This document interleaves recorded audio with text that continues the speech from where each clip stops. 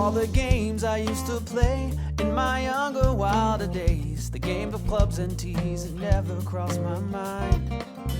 But after some discussion with my closest, dearest friends, I decided that I'd give it one. Welcome into another episode of the Turn Fantasy Golf Podcast. I'm Andrew Putters. I'm here with my partner in crime, league golf editor at Rotoballer.com, Joe Nicely.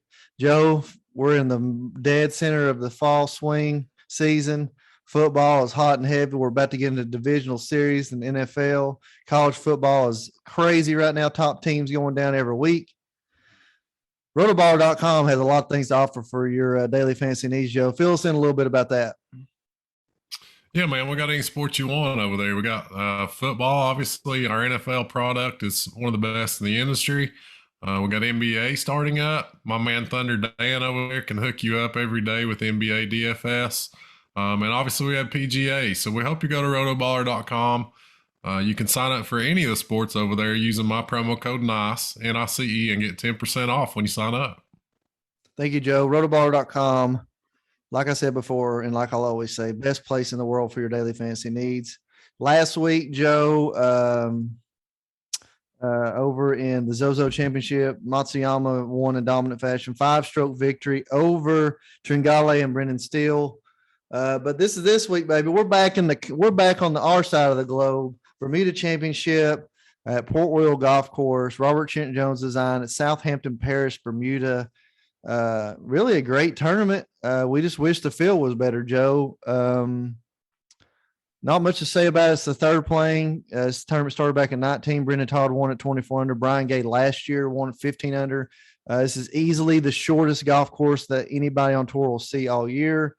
Par 71, 6,800 yards. Like I said, Robert Trent Jones design is designed in 1970, revamped in 95 by Robert Trent Jones, and then Roger Rulewich in 2008 also did a few things with the course. Signature hole number 16, par 3 along the cliff, between nothing between the green and the tee but the Atlantic Ocean. Real picturesque view. And really, it's crazy for a coastal course. It really has a lot of the British accolades to a golf course, coastal course that you'll see over in Europe. And like we said before we got on here, really this golf course is if Hilton Head and Pebble Beach had a baby, that would be this golf course. So Bermuda throughout, and was always your rough. Joe, anything that you want to mention about the course in particular before we get into this? Not really, AP. You hit on it pretty well, man. One of the shortest we'll see all year.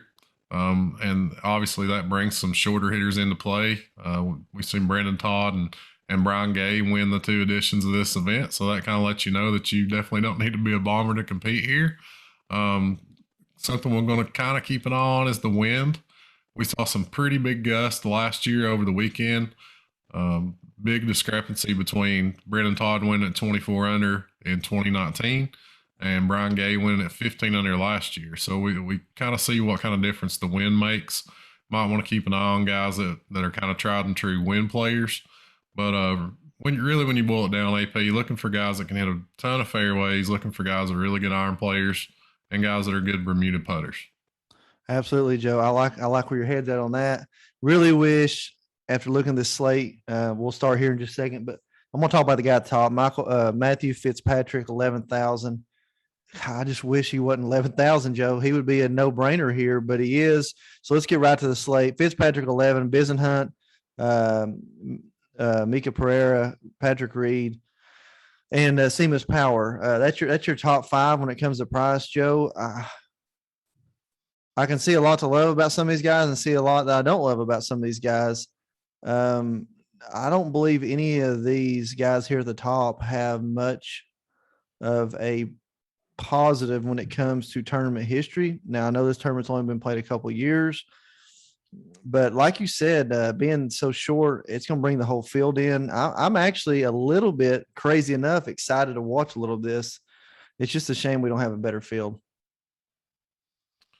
Yeah. Unfortunately, it kind of is what it is when it comes to salary scale, AP. An extremely weak field. all the salaries are going to be gross this week, man. It's one of those weeks when you finish building your roster. It's going to feel pretty gross when you click submit on these. You're going to be pretty uneasy when things get started Thursday morning with the guys that are in this field. So let's use that to our advantage. Let's embrace the volatility. Let's shoot for upside. Let's be willing to take some chances in GPPs. But because there's a lot of guys in this field that don't have a lot of course history, there's maybe a lot of guys that we don't even consider rostering that often that we're going to be forced to consider this week. So this slate certainly throws some curveballs at us, man. But this is actually a really interesting golf course. And to kind of echo what you said, Andrew, it would be really interesting to see a strong field play this golf course, because I do think it is a neat layout, something different than we normally see on the PGA schedule. But kind of circling back to the top of the scale, you mentioned very, very little course history up here with these guys who are kind of hit and miss players anyway, for the most part, especially when we get below the 10K mark. But above 9,000, we've only got 3 guys with any type of course history. Only 1 guy above 10K with any course history. That's Seamus Power, who's went T37, T31 here in 2 starts. But Matty Fitz, first start here, is coming off a win over in Europe. Got off to a really strong start last season, kind of faded down the stretch. But he always seems to play well in Europe, and we feel like this would be a great fit for him. But he is coming off that victory over there in the Andalusian Masters. So it remains to be seen how he's going to handle that. Might imagine there'll be a little bit of a hangover. We've also got the travel factor coming into play. So while Matty Fitz is a nice fit on paper, I don't know about pulling the trigger at 11K. But there's a lot of guys you can say that about this week. Christian Bezuidenhout, also another great fit on paper. His strength is the putter, which is something that we can look at this week, something we're going to give a little bit more weight to than normal, Bermuda putting. So I think you can certainly consider Bezuidenhout. Ranks out first in this field in strokes gained putting on Bermuda over the last 24 rounds. Let's talk a little bit about Mito, Andrew. Mito Pereira, tee to green, I think he sticks out from the rest of this field. He's first in strokes gained approach, first in overall proximity, 4th in birdies gained. The guy's just been on fire since coming up from the Korn Ferry Tour. And despite the lack of course history here, I think you have to give Mito a look up here. Patrick Reed coming off the COVID, missing the Ryder Cup. Kind of don't know where he is. But he's always dangerous, and we know he has that win ability to him. And then there's Seamus there at 10-2. You don't love the price, but there is course history here, and he's coming off a strong showing in his last start, gained over 6.5 strokes on approach. I lean Mito here, but I can see going different angles in GPPs up here, AP. What are you thinking, man? I mean, normally in any circumstance, especially if you go 2 years back on the calendar, I'm putting P. Reed in just about every lineup that I could. However, we haven't seen that explosive, there for a few years, he led in birdies are better, the tour on birdies are better. His birdie average is almost 7 around at one time. And it's just the explosiveness hadn't been there in the last couple of years. And we haven't ever seen him really do well in courses that would line up or parallel. But I love the idea of embracing the volatility. That's a new term from Joe. I just heard we got to embrace the volatility. I think if I'm doing anybody up here, I like Fitzpatrick. He can get going on those Bermuda greens, Joe. I like him. I do not like the 11,000. So I don't really know where to start here. I feel like most weeks I'm probably going to be in more of a value play, even in the GPPs, Joe. I'm not all in on the Pereira move yet. I know he's played a lot of tournaments, but I'm just not there on him yet. So I'm more of a value guy personally, and I would lean towards Fitzpatrick. I know 11K is pretty stout, but we can still get some value lower in the 8s and 7s. So I'm with you. The power move, he's got a couple, like you said, maybe a top 20 and a top 30. But I mean, let's be honest, Joe, in this field, that isn't really saying much. I mean, I know there's a lot of talent, but it's a weak field overall. So that's where I'm at up here at the top. don't know if you want to rebuttal that or we move on to the 9Ks. Yeah, I feel you, man. It's one of those things where I think Mito's going to garner the majority of the ownership up here. I think you're going to see people flock to him. The form's been really good. The T degree numbers are really good. So I think Mito Pereira is going to garner a lot of ownership, and it's tough to argue with how he's played. One thing I would toss out there, AP, kind of a player that's in a similar vein as Mito Pereira is Hayden Buckley right there at 9.9K. I don't know that people are going to pull the trigger on him because A, they don't really know who he is, and B, that's a really high price tag when you can just go right up to Mito or a Seamus or a Reed. So I think Buckley, I'm going to keep an eye on ownership, but that's a really interesting pivot in GPPs. This is a kid, man, coming up off the KFT tour. That's extremely explosive. We've seen him play really well. Had a T4 and a T8 over his last two starts in the Shriners and the Sanderson. And this guy's putting together some rounds, man. I'm telling you, look out for this Hayden Buckley kid. Gained 6.7 strokes tee to green at the Shriners. Gained 5.8 strokes tee to green at the Sanderson. And listen to some of these rounds, AP. At the Shriners, 66, 71, 67, final round 63. At the Sanderson, 67, 65, 70, 66. I mean, this kid is coming on the PGA Tour and doing the thing, man. So if his ownership's going to be down there, I don't mind a bit jumping to Hayden Buckley there at 9.9K. When we take into account the strength of this field, and by that I mean how weak this field is, I think you could do a lot worse than taking a GPP shot with a player like him, or even looking at Matthias Schwab there at 9.7K. Yeah, I couldn't agree more. That was where I was pulling the trigger first. Hayden Buckley, recent form is very good. Just joined the PGA Tour this year. He's played 3 events, missed 1 cut, but 2 top 10. So, and this field is going to be wildly weaker than the first 3 fields he played in. So I'm with you on pulling the trigger on Hayden Buckley. He's the first guy I'm rostering from this price area or period on this event. More in the 9K, there's not much more to like. If Chad Ramey's hits it long ways, but I'm not really, that isn't going to matter this week. Hadwin, I mean, he really hasn't been a consistent force. Maybe a Danny Willett, Joe. Strangely enough, at 9,300, are we actually talking about Danny Willett?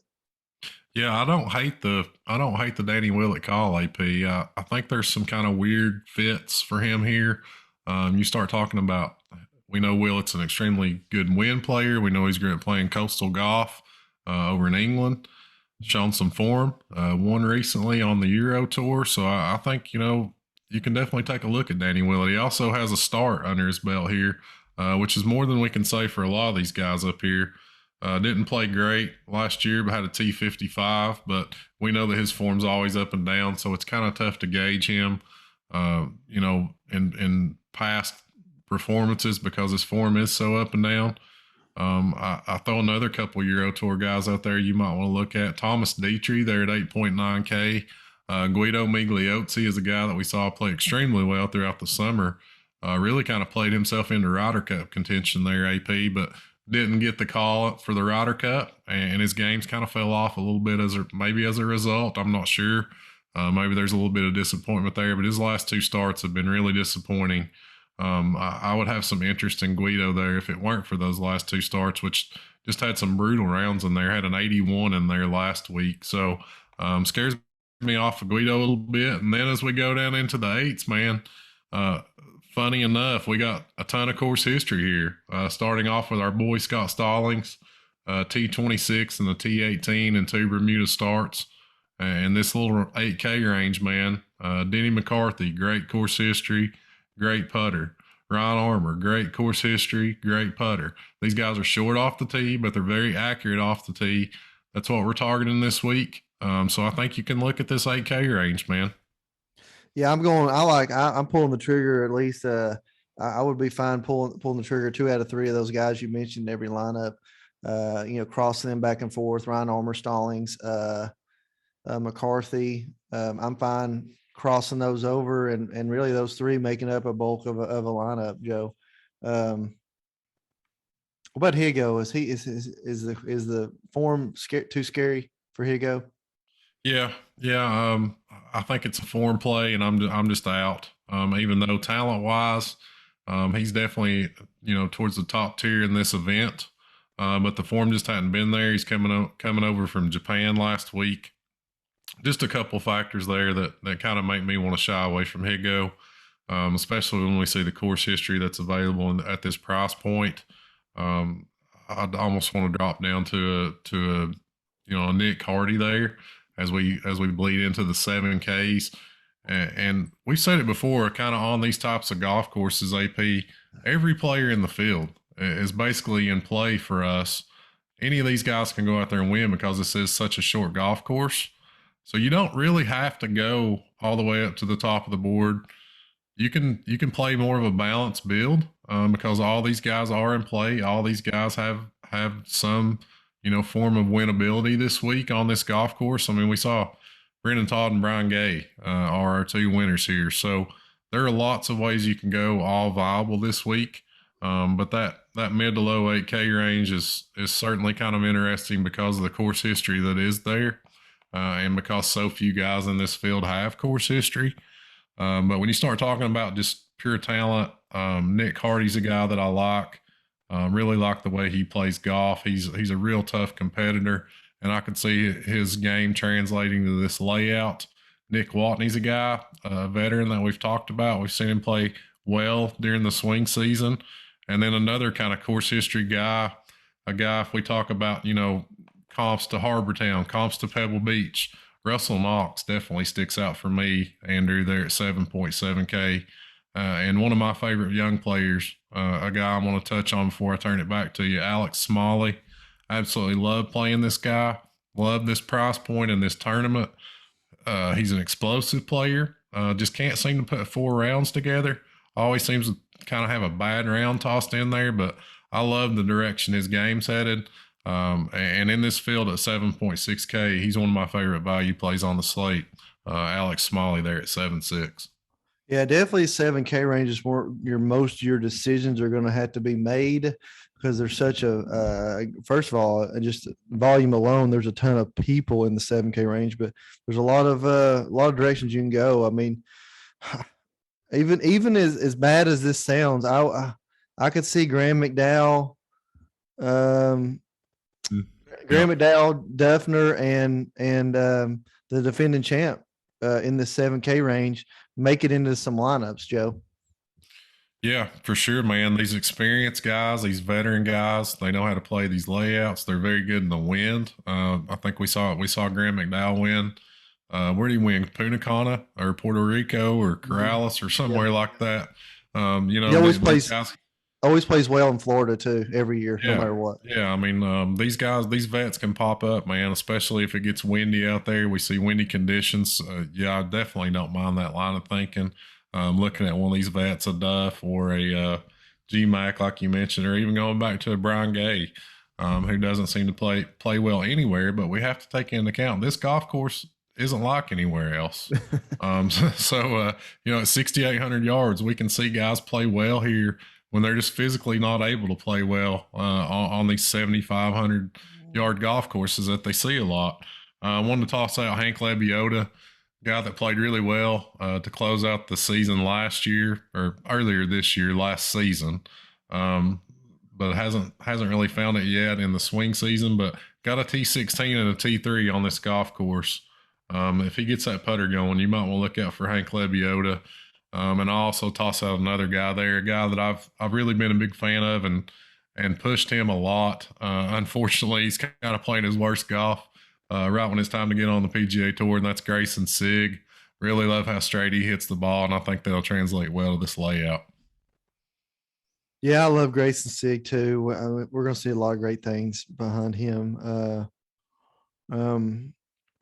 What, Joe, when you're down here in the 7K range here at the bottom, how sick is it to see that David Hearns had back-to-back top 10s on this course? The Canadian, the Canadian that can't putt somehow probably comes out here and hits irons off the tee and then hits evergreen and 2 putts, and he has back-to-back top 8s.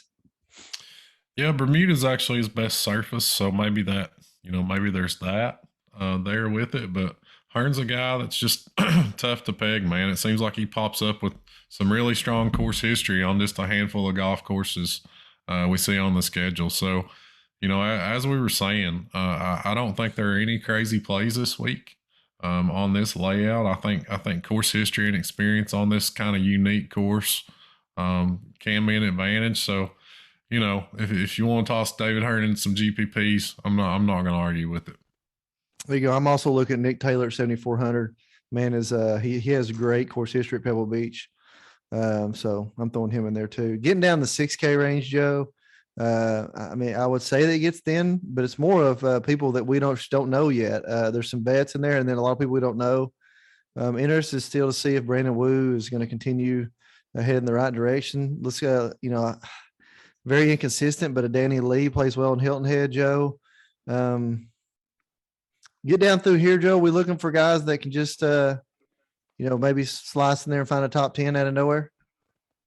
Yeah. You're just trying to find some upside, man, which you can argue whether it's down here or not. But there's some, it's pretty much based up of kind of vets, journeymen that have been around the block that are kind of trying to hang on. KFT guys that maybe are down on the list as far as which tournaments they can get into. They're getting a shot this week. So we're seeing some players. We're kind of deep diving this week, man. Seeing some guys that we don't normally see. I think there's some viable options right there at the 7K price point. Some guys we can look at, a Bo Hogue, a guy that's a great iron player that we've seen play well, in recent months. Bo Hostler, a guy that we always want to look at on short golf courses where putting's going to matter. I think you can look at Hostler there at 7K. And then Kramer Hickok, a guy that, fell just short a few months ago in that kind of epic playoff to Harris English, has got really good course history here, a T8 and a T15 in this event. So he's a Texan, so we know he can play in the wind. That might be what's helped him to find some success on this layout. Same can be said for Hostler. So I think those are a couple guys there right at 7K that you can look at.